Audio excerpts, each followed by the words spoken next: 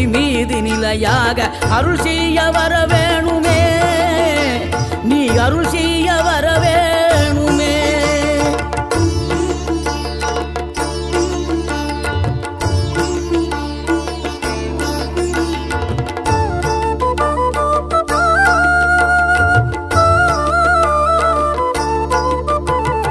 இகழ்தலையும் புகழ்தலையும் ஒரு முகமாய் கருதும்படி செவி உரைத்த முத்து குமரன், நீ வறுமையையும் வளமையையும் சமநிலையை உணரும்படி மதி கொடுத்த செல்வ குமரன்.